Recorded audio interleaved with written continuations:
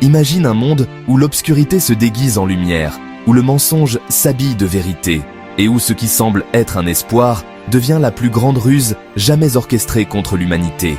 L'Antéchrist ne viendra pas dans la brutalité d'un tyran. Il ne brandira pas d'épée, ne hurlera pas dans les rues et ne versera pas le sang dès sa première apparition. Non, il surgira dans la finesse, dans la douceur d'un discours bienveillant, dans le regard profond d'un homme qui semble comprendre les douleurs du monde. Il viendra offrir ce que personne n'a encore réussi à donner. La paix. Une paix trompeuse. Une paix qui coûtera plus que la guerre. Une paix qui volera l'âme. Il apparaîtra à un moment où le monde est brisé, où les nations sont en feu, où les peuples sont en panique. Il surgira comme une réponse tant attendue, comme une voix qui apaise, une main qui rassure. Il incarnera la stabilité, la justice, l'unité.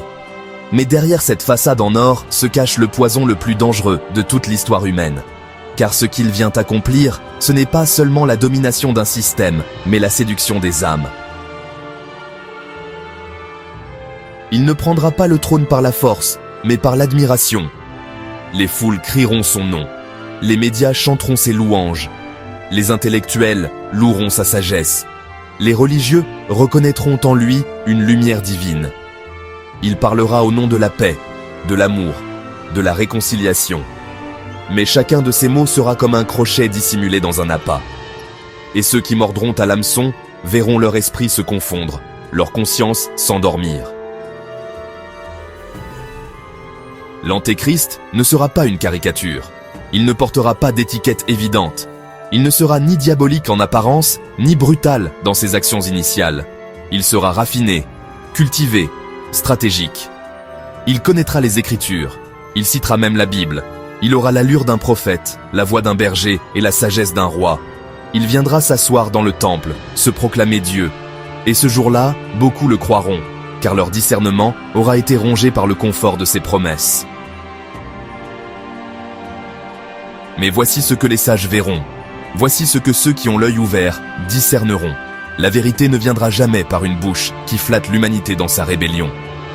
La vérité ne se présente pas en compromettant la justice divine. Ce que l'Antéchrist offrira, ce n'est pas le salut, c'est l'illusion.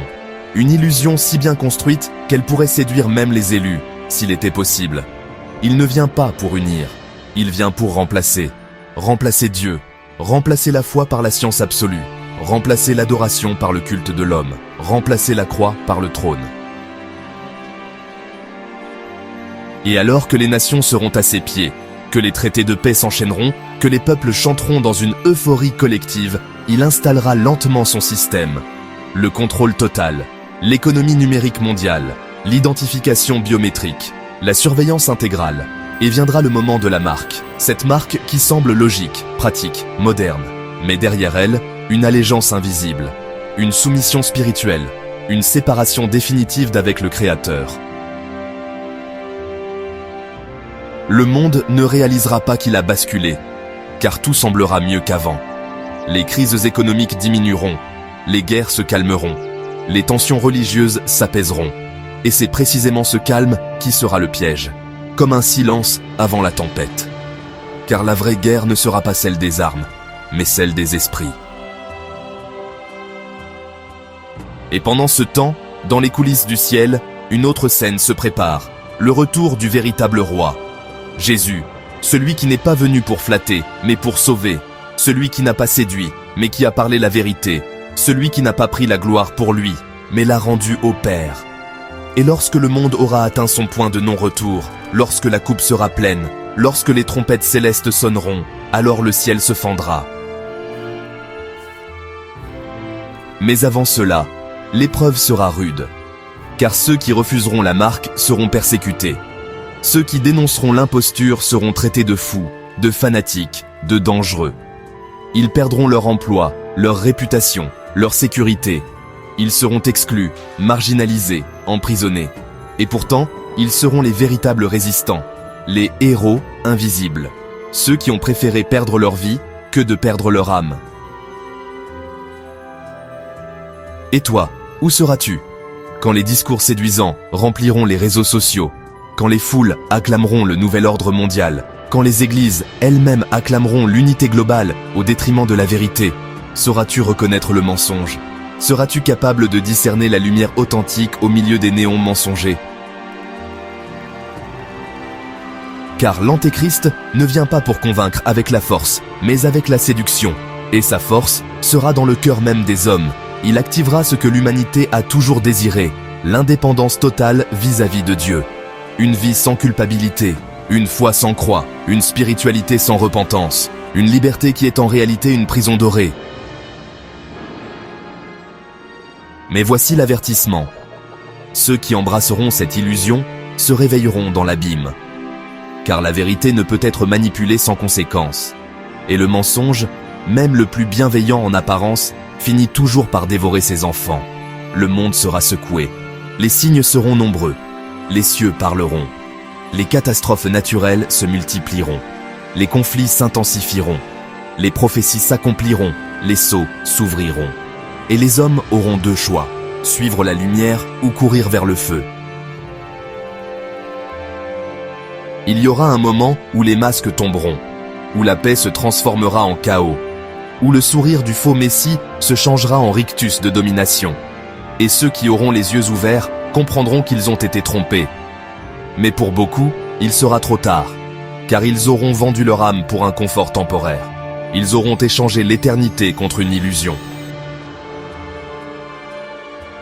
C'est pourquoi, aujourd'hui, plus que jamais, il faut veiller. Il faut chercher la vérité, non pas dans les tendances, mais dans la parole. Il faut discerner les temps. Il faut écouter la voix du Saint-Esprit. Car tout ce que le monde prépare pointe vers un objectif, l'établissement d'un royaume humain qui écarte Dieu du trône. Mais le trône n'est pas vide. Dieu règne encore. Il observe. Il attend, il donne encore du temps à l'humanité, du temps pour se repentir, du temps pour revenir à lui. Car même au cœur des ténèbres les plus profondes, une lueur de grâce brille encore. Même dans le silence apparent du ciel, Dieu murmure à ceux qui veulent entendre. Et il appelle les veilleurs, ceux qui refusent de dormir, ceux qui refusent de se taire, ceux qui refusent de compromettre la vérité pour le confort.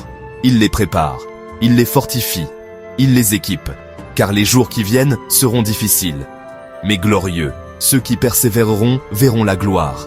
Ceux qui résisteront jusqu'à la fin seront sauvés. Ceux qui choisiront la vérité plutôt que la facilité brilleront comme des étoiles dans le ciel. Et quand tout semblera perdu, quand le monde entier se prosternera devant l'imposteur, une armée invisible se lèvera. Pas avec des armes, pas avec la haine, mais avec la lumière, la vérité, l'amour véritable, celui qui ne flatte pas, mais qui libère. Alors que l'Antéchrist s'assiera sur son trône temporaire, le véritable roi descendra, et dans un souffle, le faux sera balayé, le système s'effondrera, et ceux qui ont aimé la vérité verront la face de celui qui est, qui était et qui vient. Le temps est court, les jours sont comptés, les prophéties s'accélèrent. Ce n'est pas le moment de dormir, ce n'est pas le moment de douter, c'est le moment de se réveiller, d'aiguiser son discernement, de se tenir debout. Car ce qui vient n'est pas une théorie, c'est une réalité prophétique, et tu es appelé à en faire partie.